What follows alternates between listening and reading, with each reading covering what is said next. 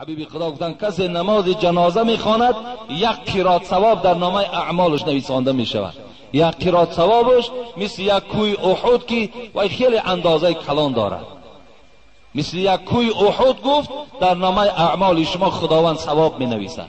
کسی با سر قبر رفته دعا میکند، این حالا در 2 قرات در نامه اعمالش گفت خداوند می نویسد.